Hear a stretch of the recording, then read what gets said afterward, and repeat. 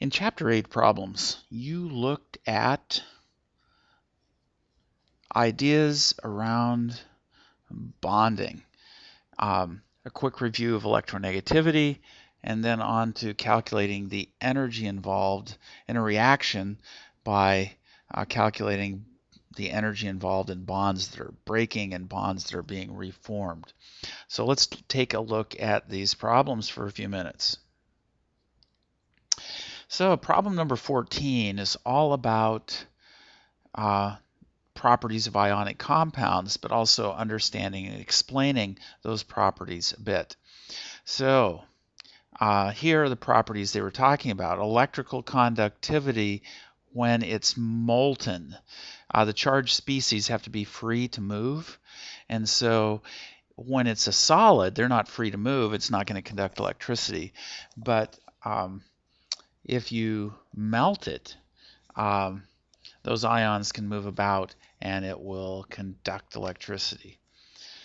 Number 2, melting and boiling points are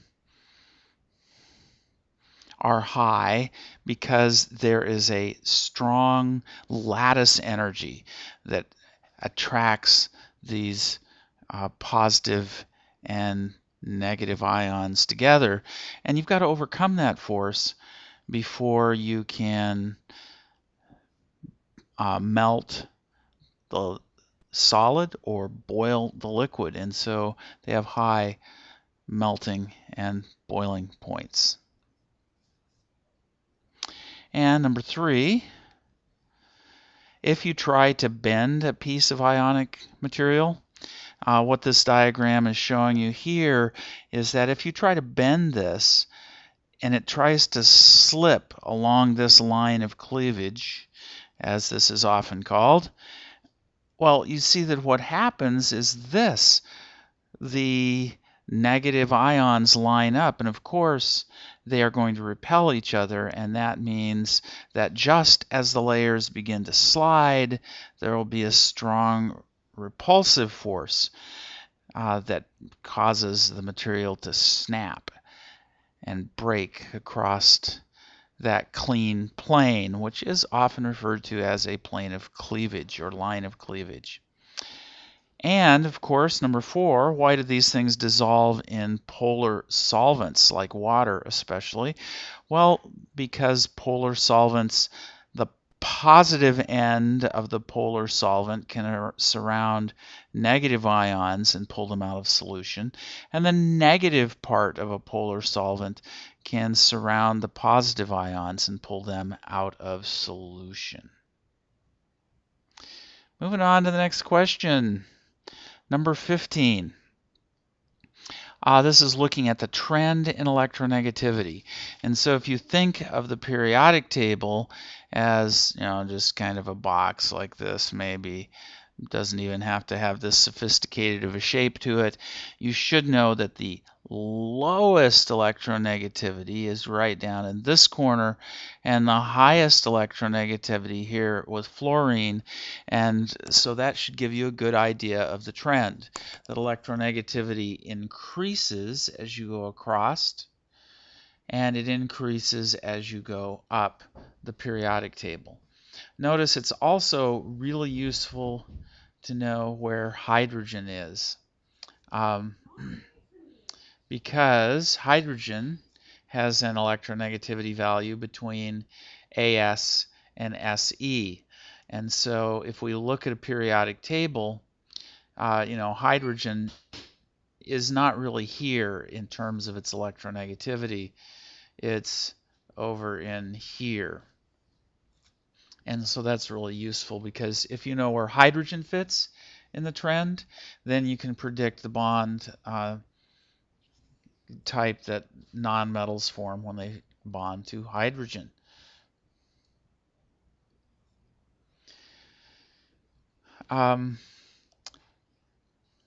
Question number 16. I'm having to do a quick look to make sure I know what this remember what this question is about.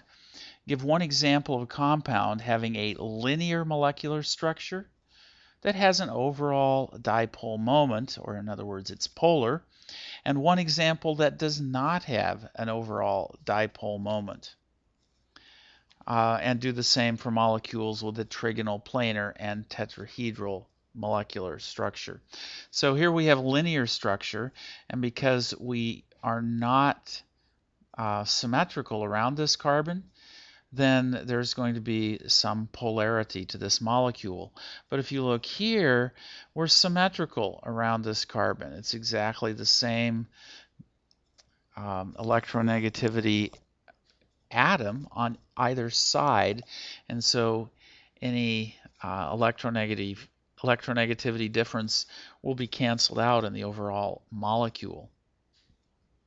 Now if we look here at trigonal, planar, here we see a carbon with a double bond, and that's going to make this end up having a trigonal planar shape, and we see that this is going to be polar because the dipoles do not cancel out.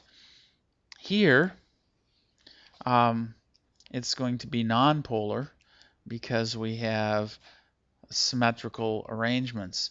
In other words, I could cut this like a pie in all of these different directions, and it's symmetrical. And tetrahedral, here we have a tetrahedral structure that is going to be polar, and here we have a tetrahedral structure that is going to be nonpolar, once again because of the symmetry around that central atom. Number 17. What was the question? Remember, if you don't really know what the question was, it's not going to do you any good to understand. You're not going to really understand the answer. But let's look here at the question. When comparing the size of different ions, the general radii trend discussed in Chapter 7 is generally not very useful. In other words, that general trend was that as you go down a group, atoms get larger, but as you go across, they tend to get smaller. And it's saying, that doesn't really hold for ions. What do you concentrate on when comparing the size of ions to each other, or when comparing the size of an ion to a neutral atom? And really what you compare is the charge of the ion. If it has gained electrons and has a negative charge, that would be an anion, has more electrons, but the same number of protons in the nucleus. So these electrons will not be held as tightly, resulting in a bigger size of the anion. And just the opposite is true for cations.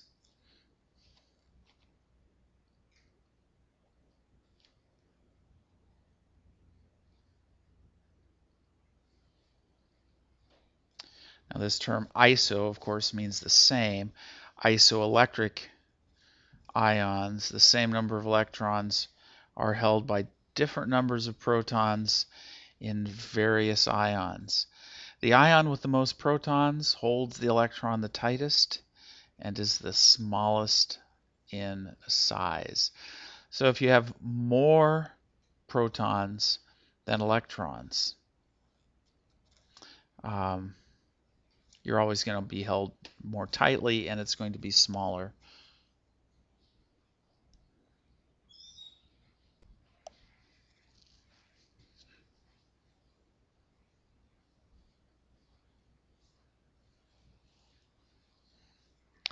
Number 18.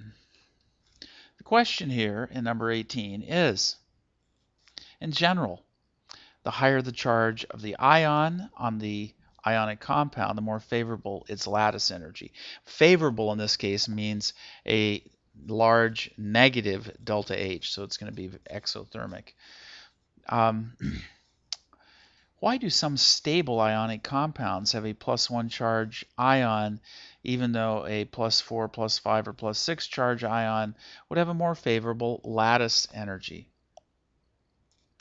So this says there are two factors that have to be considered when ionization energy is needed to produce more positively charged ions. And the electron affinity, you've got to also keep in mind about the electron affinity needed to produce more negatively charged ions. So You may have a favorable lattice energy, but you may have an unfavorable ionization energy of the metal, and you may have an unfavorable electron affinity, the energy required to add electrons to the nonmetal. So that's something that also comes into play.